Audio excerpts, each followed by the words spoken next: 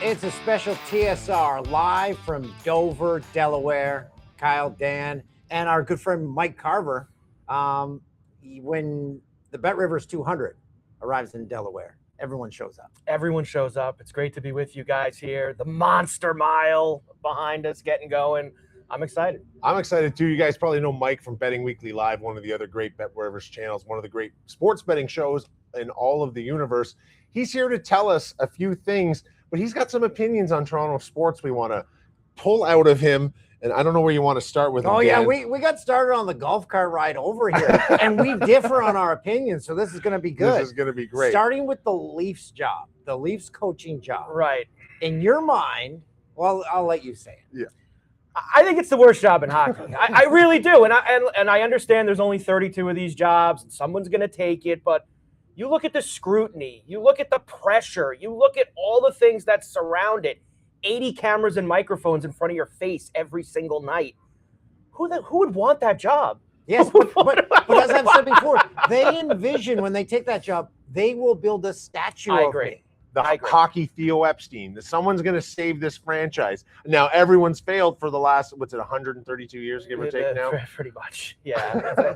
There's like that day counter, right? Is it at like 10,000 days or something like that? Is it? I don't know what it's at right now, but I'm just saying, if you watch the press conferences and you guys have talked about it and how that was all handled, you get the number one pick and forget who's going to be the coach. I feel even worse for whoever they take first overall because the pressure on that kid is going to be so immense. Schaefer last year and Celebrini the year before, they were put in situations where low pressure, not a lot of media, like they can kind of thrive. And whether it's McKenna or somebody else, and there's some good candidates to be the top pick, that is a tough spot that kid's going to be put in. I think it's a low bar for next year's team, though, because they just have to make the postseason. Hey, we did better than the last team. That's very true as well. And I think the other thing that will factor in is what does the rest of the team look like? Right. If Matthews is still on the team, then there isn't as much pressure on the kid. The pressure's still on Matthews and Nylander and all those guys. Mm-hmm. If they get rid of, let's say, Matthews or something like that happens, then there's going to be more pressure on Pierre McGuire said Matthews is the only untouchable. I think there should be no untouchables on that team. I would clean the whole place out. Yeah. I would start from zero with whoever the top overall pick is. But in my conversations with Pierre, I'm always saying to him, like, that's always the theory, but then they just keep patching the drywall, and they never actually make a wholesale teardown. They never do, and they should, and you are right, Dan. The one aspect of it is whoever does take that job is going to think they can do it, and if anyone ever does do it, oh my God, they're a legend for life. And that's something that's going to be in their free head. Access to Ripley's Aquarium for the rest of their life. Yeah, you can go up and down the CN Tower as many times a day if you want for free. Yeah, that's right. Yeah. So I did have. Do you think it's Cassidy gets the job? Well, I'll look at it from his perspective. Why would he want it? Like if you're he's from Ontario. Okay, but if you're him, and I know they don't want to allow him to go to Edmonton, they'll work that out. At the end of the day, money talks, and they'll figure out how to. Yeah. If you're him and it's Connor McDavid, or it's potentially a completely rebuilding Leaf situation, I would think it's Connor McDavid and the Oilers. So that's going to be immense pressure too, with the way Connor and Leon at the end of the season basically said, "Get it done or we're out of here." Well, do you not think the Leafs are putting together something to say, "Hey, Connor, come to Toronto. Well, make a deal with Edmonton." But that's not the player they need. They need a puck-moving defenseman. Connor McDavid arrives in Toronto. But what would they have to give up to get him? Oh, everything. But we've already said you can give up everything. Yeah. You can give up everything. Yeah. Because Connor, if they don't build a team around him, he's gone after next season. 1,000%. Because he's got 2 years left. Every team is going to be pitching to the Oilers. It's a 1 year. It might say it's a 2-year deal, but really it's a 1 year deal. Yeah. Because at the end of next year is when you have to make the move if it's not going to happen. You have to move on from him. Speaking of building a team around a guy, the Blue Jays let Jeff Hoffman play again last night. Enough! This story follows us to America, Dan. We just can't escape the Hoffman files. What is going on in Toronto? He stinks. Like, I wish I could say it any other way. Is it the pressure, though? Like, you just can't be in pressure leverage situations anymore? I don't think he cares. It doesn't matter? I think he just stinks. They lost to the other most injured team in Major League Baseball again, and they just can't turn this thing around. This is the team that you should be turning it around. Now it's a bullpen game today, I believe. Yes. Guys, what's happening here? It's a tough call today, I would say.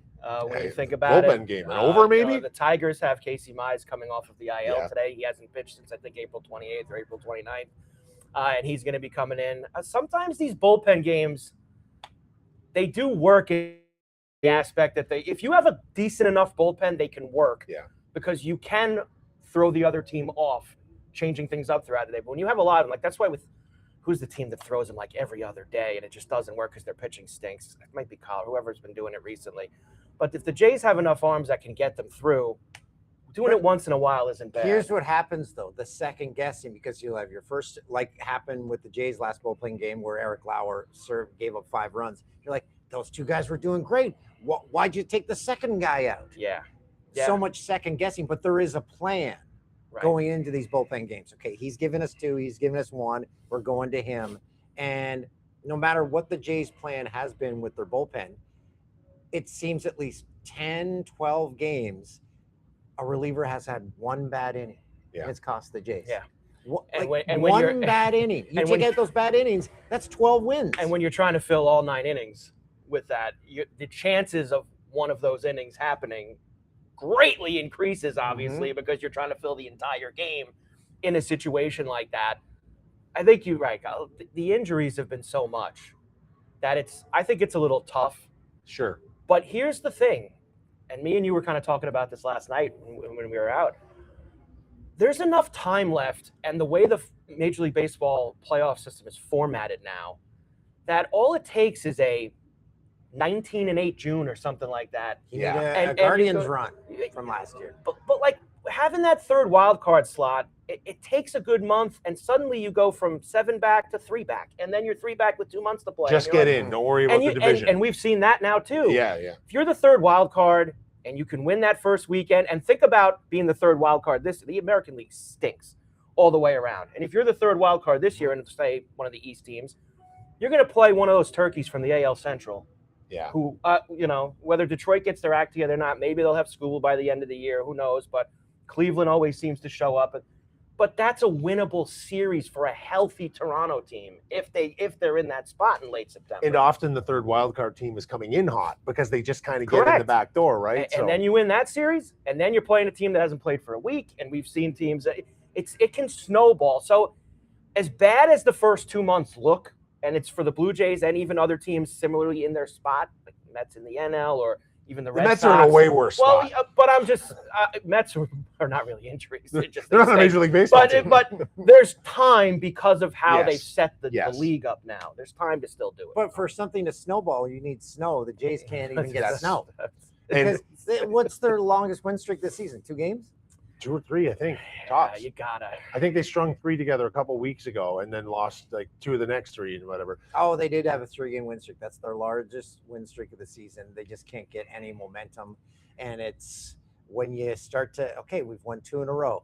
Then you have the one bad inning from the bullpen. They're 2 games back of the last wild card now. And because the American League is so bad.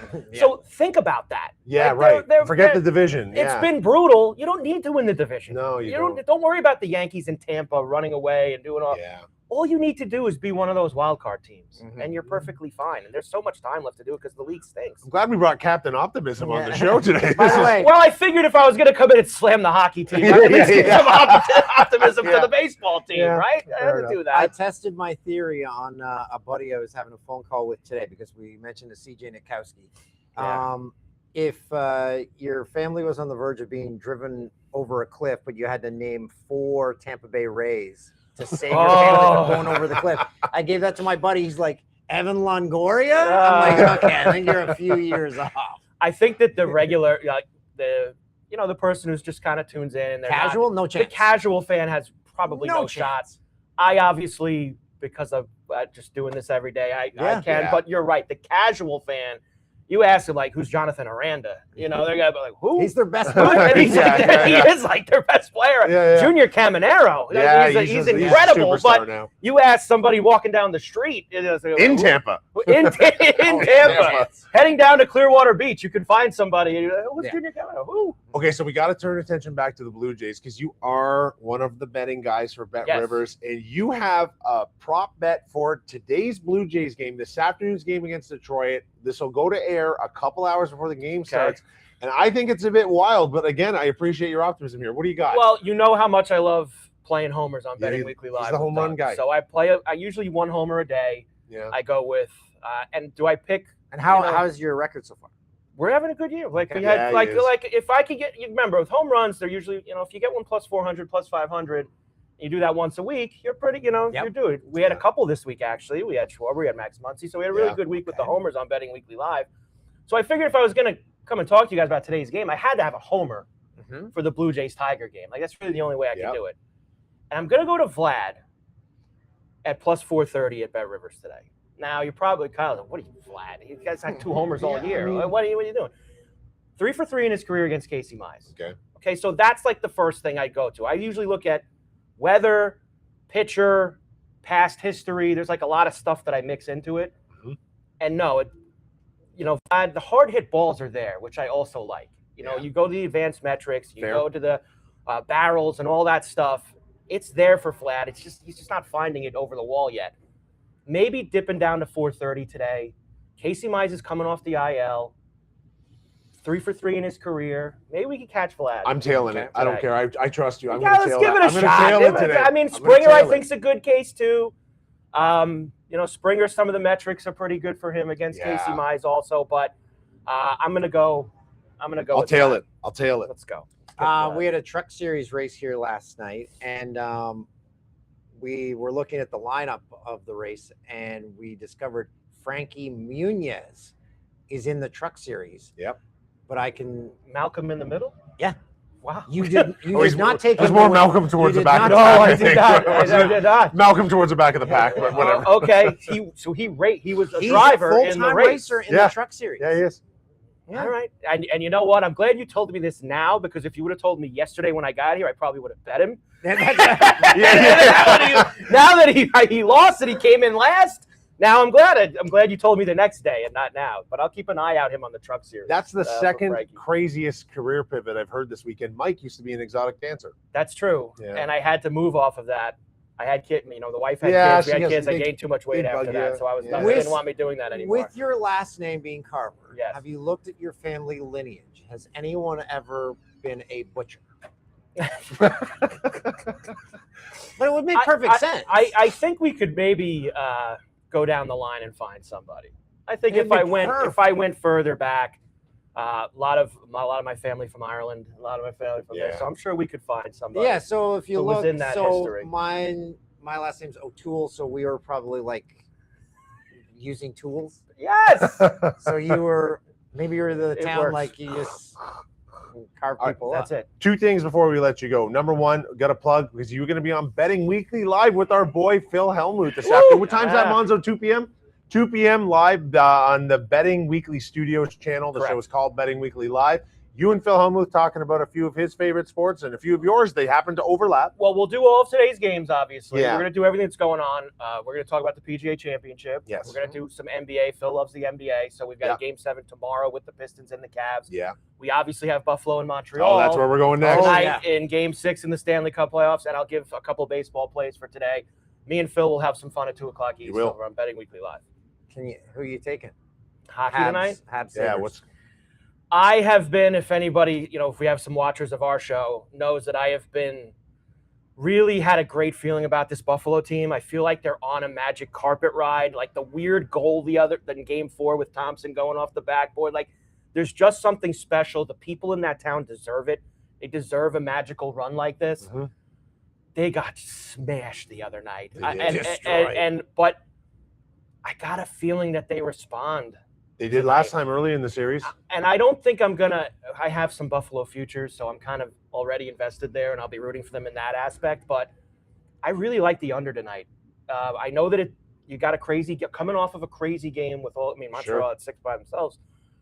It's 6.5 right now at BetRivers. And usually when you get later in these series, things tighten up, and there's so much more on the line.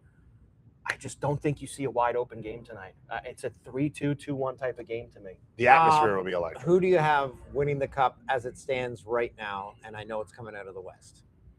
It's hard. I've tried to go after Colorado so much. Like I just don't want to believe that Wedgwood is going to win a Stanley Cup. But We need look good. But we need to lose that narrative, right? Over the last 10 to 15 years, like Matt Murray's won cups, Braden Holtby's won cups. Like the guys have won cups. It's just.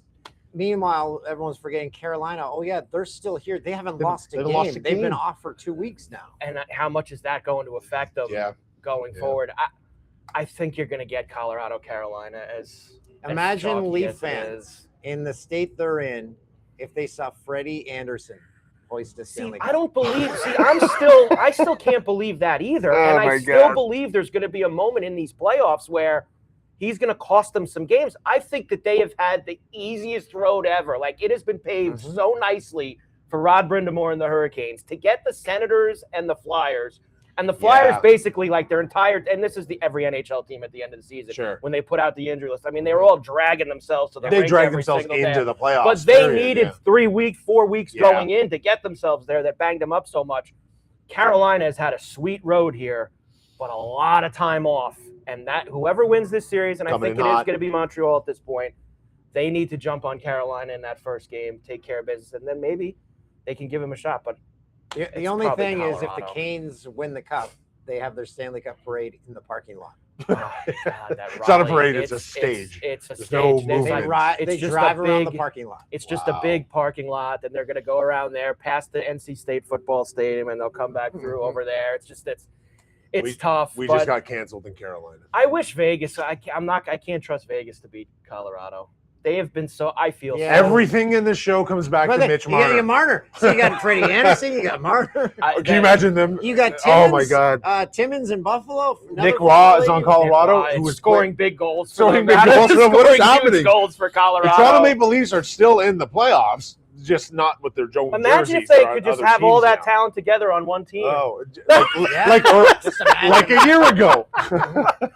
God. Yeah. Well, what can you do? I guess we're ending. Look, them losing that, I still believe the best Leaf team over all these years was the one that lost the Game 7 to Tampa. That was a really good Leaf team that year. And I think if they would have somehow won that game, I think maybe that team could have been the one to go on a little bit of a deep run. That was a really, really good Leaf team that lost. They got unlucky with Tampa in that series. We now get ready for the BetRivers 200. I get to wave the green flag. Wow. And last year, I did it aggressively. Like, I thought you have to – I realized the wind does the work for you. I just got to hold it out today. So I'm going to put way less effort and for the same results. So I've learned a lot. Okay. So that's coming up, the BetRivers 200 here at Dover, the Monster Mile. And we'll be enjoying that as, guy almost wiped out there in qualifying. Can't wipe out in qualifying. I got to imagine that's Dude, not a get good it thing. Not on the plan. Can't wipe out in qualifying. That's not the place you want to wipe out. Okay, we're out of here. Ciao.